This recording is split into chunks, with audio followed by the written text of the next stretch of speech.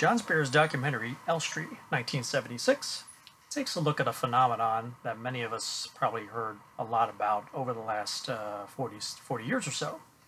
Um, and we probably heard it from like all the main character, the main people behind that incredible motion picture, from George Lucas to Mark Hamill to Harrison Ford to John Williams and so on and so forth. But Elstree 1976, Elstree referring to the studio at which it was shot at, and 1976, the year in which it was filmed, looks at the lesser known people, the bit players, the men and women behind the mask, the extras, the background actors, as they are called. And basically, it takes a look at the filming of that phenomenon before it became a phenomenon from their point of view. Now, on the surface, that sounds like it would be a great documentary, an engaging documentary. I mean, what Star Wars fan doesn't want to hear all they can hear about from different points of view about that film in particular? But the film does focus on that, but it also delves into areas that seem kind of bland and a bit dry when it starts following the individuals and going into their lives. That really has nothing to do with Star Wars itself. The film's at its best when it focuses on like some of the major bit players that you'll names to recognize, like David Prowse, who plays Darth Vader. And there's a Spear has a significant cheat when he interviews Jeremy Bulloch, who played Boba Fett in Empire Strikes Back and Return of the Jedi.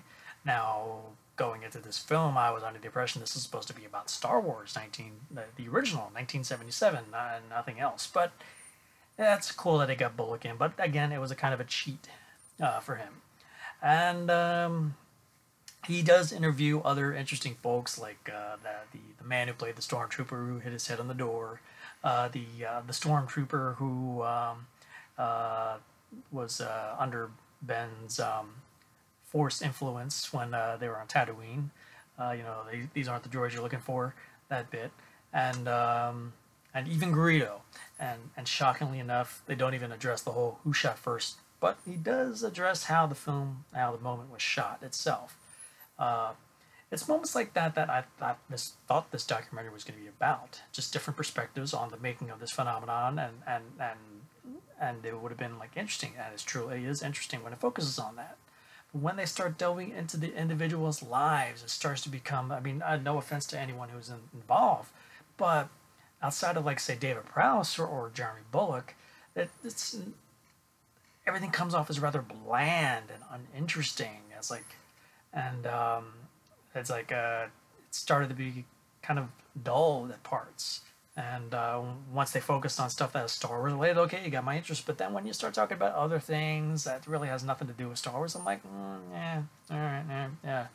But yeah, just overall, it was just a little very unbalanced and uneven. And as a fan, I wish it had focused more on what I thought it was going to offer and less on the human interest piece of the whole documentary. As I said, there's a lot of interesting stuff in there when they do talk about Star Wars, but the rest of it is kind of dull. So as a result, I would end up having to give Elstree 1976 2.5 stars out of 5. That's 2.5 stars out of 5. If you like this review, hit that like button below.